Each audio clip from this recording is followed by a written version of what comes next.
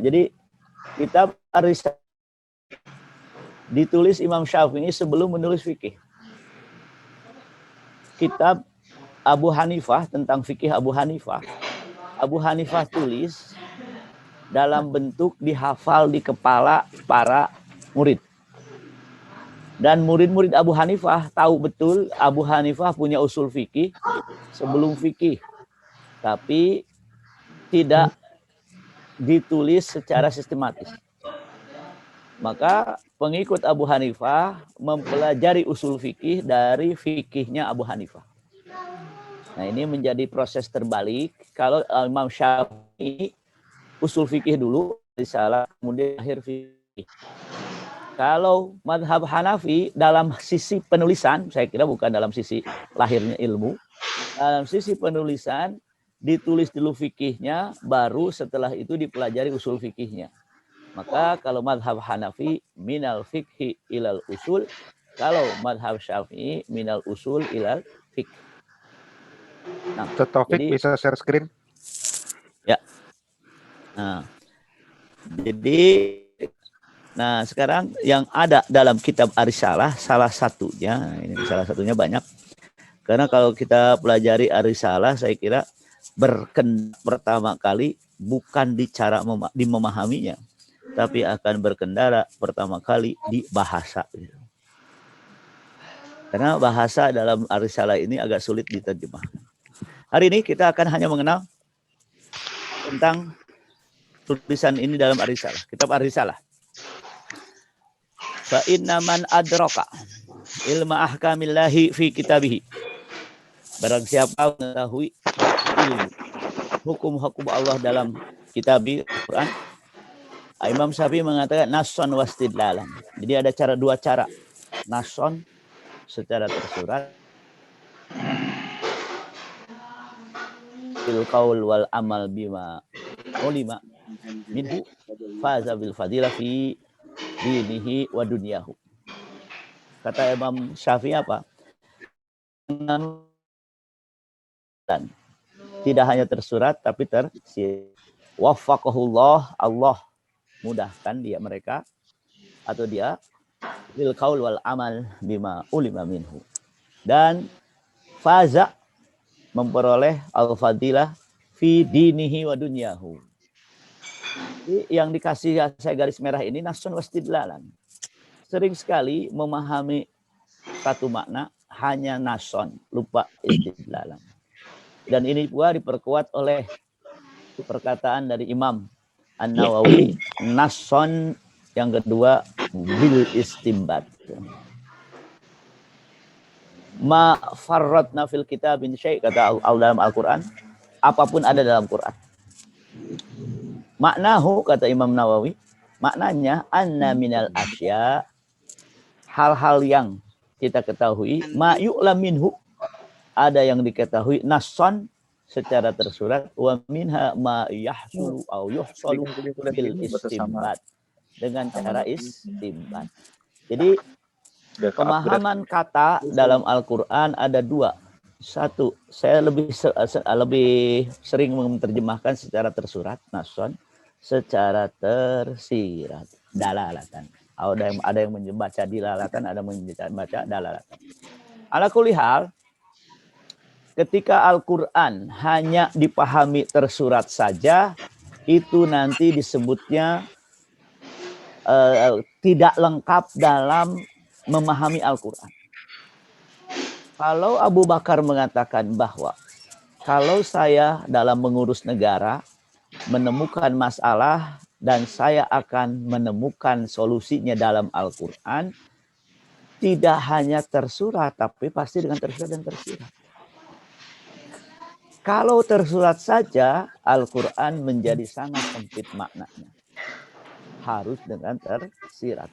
Nah, tadi kata Al-Imam Asy-Syafi'i dalam kitab Ar-Risalah, nason wastimbaton atau nason wastidlalan, secara tersurat dan tersirat. Yang jadi musibah, banyak yang lupa dalalatan, banyak yang lupa istidlal, hanya tersurat. Apalagi tersurat dan hanya membaca dari terjemah depag saja. Karena yang namanya tersirat itu kental juga dengan pendekatan bahasa Arab. Nah, nanti akan saya berikan contoh dalam hal istidlal itu, hal-hal yang difahami bukan tersurat saja, tapi tersirat. Nah, maka dalam usul fikih saya bagi tersurat tersirat. Apa tersurat? Hanya memahami kata dari susunan hurufnya saja. Ada al-amr, misalnya akimu yang dipelajari hurufnya saja, akimu. An-nahyu wala taqrabu saja. Al-mutlaq wal muqayyad, hurrimat alaikumul maitata, mutlak tanpa ada sifat. Wal muqayyad innama uhiya ilai ma qul uhiya ma uhiya ilai ya ada kalimat daman masuhan. Muqayyad. Am ahallallahu al-bai'a, hanya al-bai'a dari hurufnya saja. Al-bai'a seluruh jual beli, wa harrama ar-riba seluruh ar-riba. Kalau diterjemah bahasa Indonesia jadi salah. Allah mengharamkan riba. Itu menjadi tidak tepat karena Allah mengharamkan seluruh riba. Di situ adalah al-am. Al-musytarak, satu homonim, satu kata, lebih dari satu makna. Jadi ini hanya mempelajari susunan huruf dari susunan huruf saja. Itu baru satu. Assalamualaikum. Wadih. Hanya dari susunan huruf saja. Namun yang kita bahas hari ini bukan tersurat, tapi tersirat. Kenapa?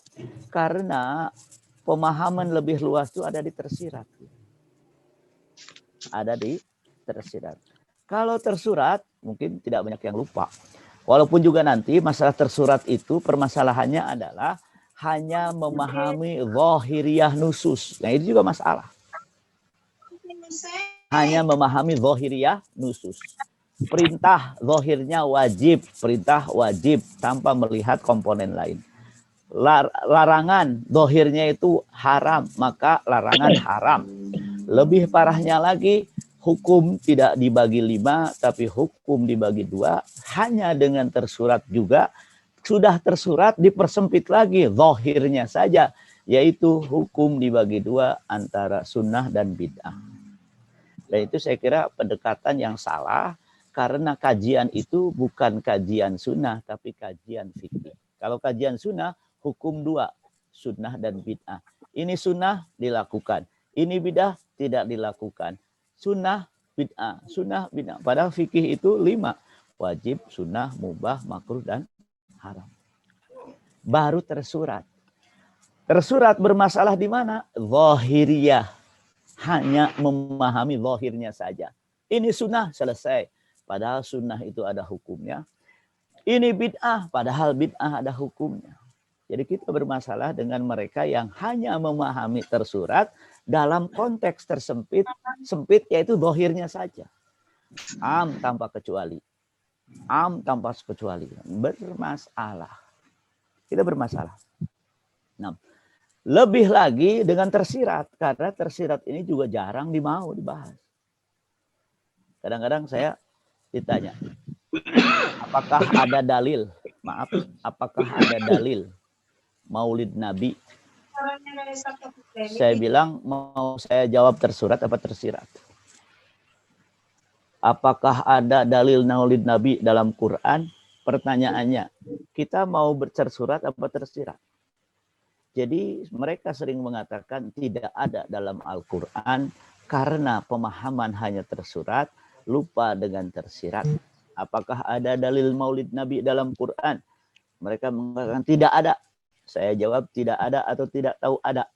Karena tidak tahu ada itu belum tentu tidak ada. Ketika kita berpikir apa hukumnya, bukan apakah sunnah Maulid Nabi. Kalau apakah sunnah Maulid Nabi itu memahami tersurat dan hanya zahirnya saja. Dan itu bahaya. Maka saya lebih setuju kajian itu kajian fikih, bukan kajian sunnah. Kajian sunnahnya oke, tapi para fuqaha juga kajian sunnah, namun melahirkan hukum. kajian sunnah zaman sekarang melahirkan sunnah bid'ah. Dan saya kira itu kajian sunnah salah arah. Jadi hadirin rahimakumullah, kalau kita mau dengan tersirat, tadi apakah ada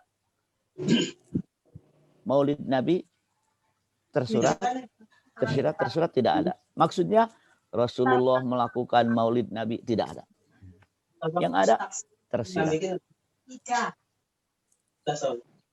Ada yang nggak di-mute ini? Sadhari. Kalau tersirat, ya kalau tersirat, ada isyaratun nas. Isyaratun nas itu sederhananya kita memahami ayat, kemudian kita berpikir kalau begitu. Bagaimana isyaratun nas? Iqtadul nas, mafhumul muwafaqah, mafhumul mukhalafah. Kita ambil satu-satu sedikit tentang makna tersirat. Apa makna tersirat? Katakanlah isyaratun nas. Saya memberi kata kalau begitu. Kata kunci kalau begitu. Contoh. Tadi maulid Nabi. Tersurat tidak ada. Karena kalau tersurat Rasulullah melayakan maulid Nabi tersurat. Kalau tersirat mari kita lihat. Dalam Al-Qur'an disebutkan wa dzakirhum bi ayyamillah. Ingatkan mereka tentang nikmat-nikmat Allah. Nikmat Allah itu diperingati dengan ibadah. Oke, dalam surat Ibrahim wa dzakirhum bi ayyamillah. Oh, kalau begitu peringati nikmat Allah. Bukankah kelahiran Nabi nikmat Allah? Kelahiran Nabi nikmat Allah. Berarti secara tersirat peringati kelahiran Nabi Muhammad karena itu nikmat. Seperti wa dzakirhum bi ayyamillah. Berarti ada dong secara apa? Tersirat. Istidlalan, istimbapan. Maka mereka yang mengatakan tidak ada, hanya tersurat, tidak mau tersirat. Dan ini kalau mau diglobalkan lagi, selalu bertentangan fatwa Saudi yang hanya tersurat saja. Ustaz Hari, Afwan. Halo Ustaz Hari. Nah. Hatta la nasma hiwar bainahu wa baina zaujatihi. Jadi kalau memakai makna isyarah luas sekali. Bukankah Rasulullah puasa hari Senin tersirat? Kalau begitu isyaratun nas. Bukankah? Jadi banyak sekali kalau kita melihat fatwa dari Al-Azhar tentang hukum maulid Nabi, ada dua. Hukum memperingati maulid Nabi, hukum merayakan maulid Nabi itu beda. Kalau memperingati maulid Nabi agak ringan. Yang memang lebih dipermasalahkan merayakan maulid Nabi. Al-ihtifal bil maulid Nabi. Nah, kalau kita membaca fatwa dari Al-Azhar, akan keluar makna-makna tersirat. Oh, kalau begitu. Oh, kalau begitu. Terus berarti landasan maulid Nabi itu ada dalam Quran, tapi bukan tersirat. Sedangkan mereka yang meminta dalil, cara berpikirnya hanya tersurat. Dan itu karena mereka mengatakan maulid Nabi sesat, saya mengatakan bahwa dan itu kesalahan dalam berpikir. Kenapa? Kalau Quran hanya dipahami secara tersurat saja, bahaya. Tidak akan ada namanya politik, tidak akan ada namanya akidah, karena secara tersurat tidak ada akidah dalam Quran. Tapi tersirat ada. Jadi, oh kalau begitu. Gitu. Contoh lain, sekarang ada fenomena tib nabawi. Apa itu tib nabawi? Bekam. Apa itu tib nabawi? Ini permasalahan tersendiri. Kenapa? Karena Nabi tidak diutus untuk jadi dokter. Apa itu tib nabawi? Sebetulnya tib nabawi itu, kalau dalam makna tersirat, apa? Rasulullah menyuruh, sahabat datang. Wahai Rasulullah, bolehkah kami berobat? Rasulullah menjawab, tadau, berobatlah. Oh kalau begitu harus ada yang bisa ngobatin. Oh kalau begitu harus ada teknologi pengobatan. Teknologi itu berkembang. Oh kalau begitu kedokteran juga tib nabawi dong. Yang menjadi masalah zaman sekarang adalah seakan-akan yang berpahala itu yang belajar tib nabawi dalam artian tib badawi. Tib badawi itu yang ada di zamannya. Bukan tib nabawi, tib badawi sebetulnya. Yang ada pada waktu itu. Sebetulnya ketika kita kebingungan dengan vaksin, siapa yang jujur dalam masalah vaksin, kebingungan. Salah satunya karena kita menganggap bahwa yang sunnah itu hanya tib nabawi yang tidak berbicara vaksin COVID-19. Kalau kita membacanya dari tersirat, oh kalau begitu seluruh yang mengobati, seluruh yang mencegah, karena Rasulullah nyuruh sehat, Rasulullah nyuruh berobat. Kalau begitu ilmu yang membantu terwujudnya berobatlah kalian menjadi bagian dan penting dari Islam, dan itu merupakan kalau kalian sunnah adalah bagian dari sunnah. Itu apa? Melaksanakan perintah Rasulullah, berobatlah kalian. Kapan bisa kita pahami? Tersirat, tidak tersurat. Jadi kita sudah dibawa kepada makna sempit Al-Quran tersurat, setelah itu dipersempit lagi, zahir nusus. Musibah besar. Musibah besar. Maka rahimakumullah, saya sekering-kering hati, mari kita merubah paradigma berpikir kita, jangan sampai tersurat saja dalam tajuk judul yang begitu indah. Tajuk judul datang dari surga. Sunnah. Sunnahnya tidak salah, tapi kembali kepada sunnah para ulama. Imam Syafi'i, Imam Malik, dan para sahabat. Jangan sunnahnya benar, difahaminya zaman sekarang secara sempit. Sudah tersurat, zahir nusus, rusak agama.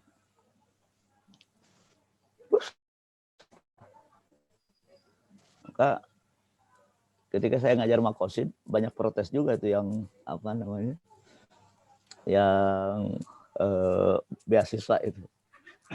Mereka bertanya, saya jawab juga. Mereka bertanya dengan pukulan telak, saya pukul lagi, saya telak lagi. Kenapa? Karena memang ada cara berpikir yang salah di sini. Kan subhanallah. Jadi kalau kita berpikir, kalau begitu, isyaratun banyak sekali. Banyak sekali ilmu yang menjadi bagian dari Islam.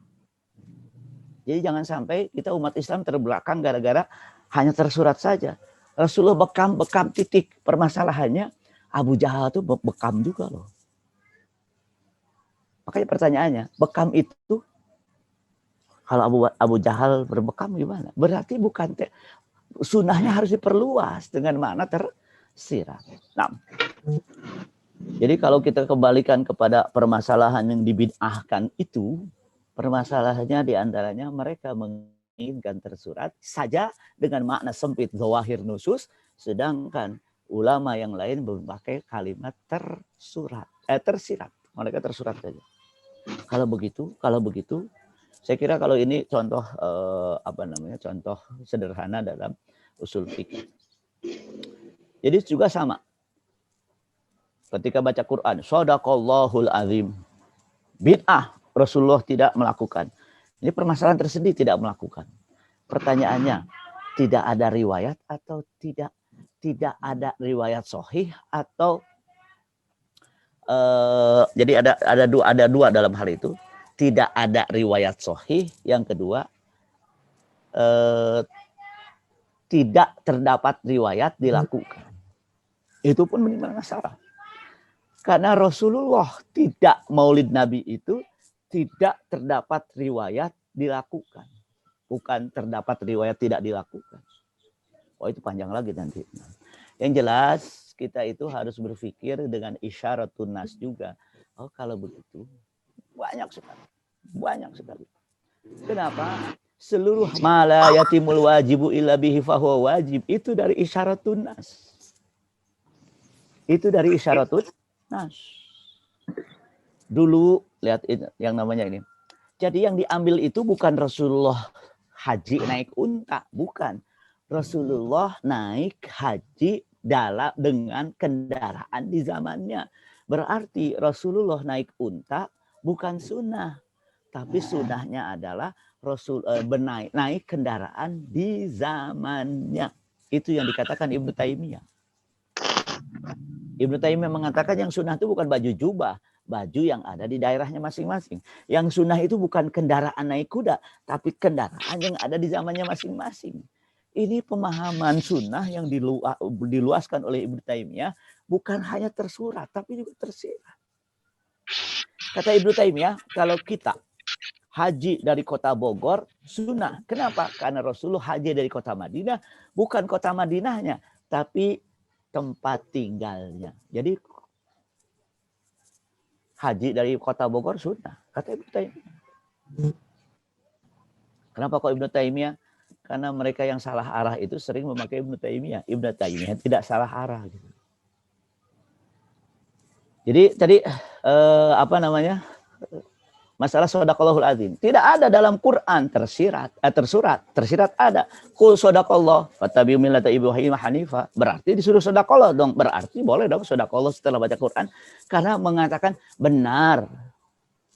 Menyatakan qul shadaqallah fattabi'u millata Ibrahim hanifa. Tersirat. Makanya jangan minta tersurat dengan pemahaman tersempit lagi yaitu dhahir nusus. Azanimakullah. Karena waktunya sempit. Nah, ini menarik lagi.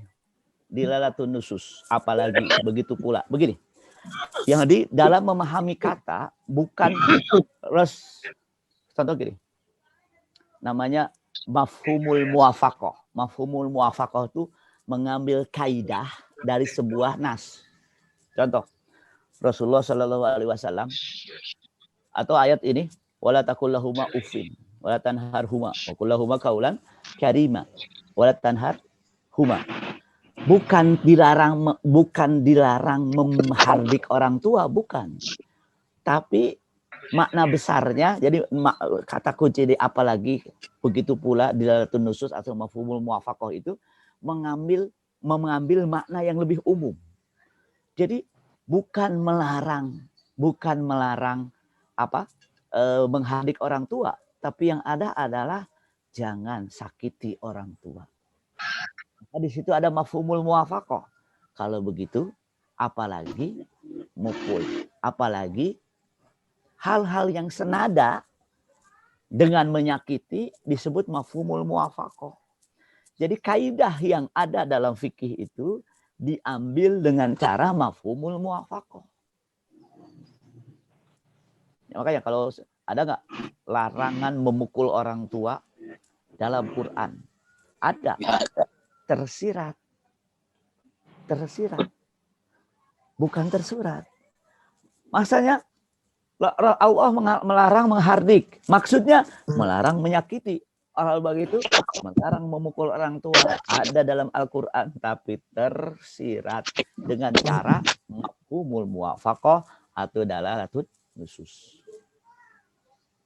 Jadi yang namanya mafhumul muwafaqah itu diambil makna globalnya, makna umumnya. Contoh, kalau ini kan bukan menyuruh, bukan melarang menghardik, jangan sakiti orang tua. Jangan walatan harhuma itu bukan maknanya menghardik, tapi jangan menyakiti. Seluruh tindakan yang menyakitkan orang tua termasuk walatan harhuma, termasuk jarang mengunjungi orang tua. Gara-gara COVID atau gimana ya? Wallahu alam, ini gara-gara COVID atau itu. Lain lagi kalau itu. Ada nemakullah. Jadi kaidah dalam hal mengambil makna. Makanya ada namanya dalalatul am, ada dalalatul nusus. Kalau dalalatul nusus itu maknanya am, tapi bukan dari sighahnya, tapi dari tersirat. Contoh gini. Jadi apa hukum mukul orang ya tersirat ada, tapi tersirat. Segala yang merugikan harta yatim haram. Kan ayatnya innalladzina ya'kulun awwalal yatama zulma, kan ya'kulun. Tersurat. Tersiratnya segala yang merugikan harta yatim haram. Apapun bentuknya. Maka yang diambil dari kaidah ini adalah apa? Makna amnya atau mungkin lebih tepatnya ilahnya. Yang diambil adalah ilah. Ada yang itu Bapak-bapak, para dosen yang dimuliakan Allah, sebetulnya yang harus kita rubah adalah jangan memahami hanya tersurat saja, dan itu akan membuat Quran sangat sempit. Nah, Saya ingin sebetulnya yang lebih dominan itu diantaranya mafhumul muwafaqah. Karena mafhumul muwafaqah yang diambil bukan makna katanya, makna global atau illahnya. Bedanya dengan kias, kalau kias itu harus ijtihad, kalau mafhumul muwafaqah tidak perlu ijtihad, min dalatil lughah. Itu bedanya. Kalau kias perlu ijtihad. Kalau mafhumul mukhalafah, pemahaman terbalik. Selain staf dilarang maksud, artinya staf boleh masuk. Fisa imatil ghanami zakah, kambing yang digembala wajib zakat, berarti kambing yang tidak digembala nggak wajib zakat. Paling tidak pendapat dalam madhab al-Maliki. Mafhumul mukhalafah. Jadi banyak kalau ini saya buat itu khusus untuk usul fikih muamalat, maka contohnya muamalat semua. Saya kira itu sekitar tadi Imam Syafi'i sendiri mengatakan ada nasun wastidlal. Kalau ditanya apakah ada ayat politik dalam Quran, ada, tersirat banyak. Jadi yang nama tersirat itu nggak perlu pakai tersurat. Kata seorang guru kelas kotor, murid langsung bawa sapu, bawa dibersihin. Kenapa? Cukup kelas kotor, nggak perlu tolong bersihkan kelas. Itu kan ya derajat, kan ngomongnya sama orang berakal gitu. Cukup aham aja udah ngerti gitu kan.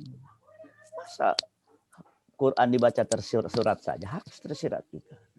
Dan ini yang membuat peradaban Islam karena masalah tersirat. Barakallahu li wa lakum. Assalamualaikum warahmatullahi wabarakatuh.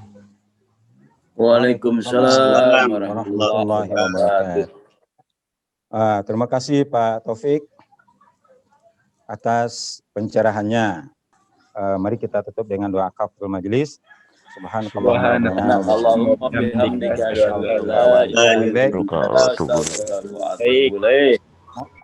Mohon alif. Assalamualaikum warahmatullahi wabarakatuh.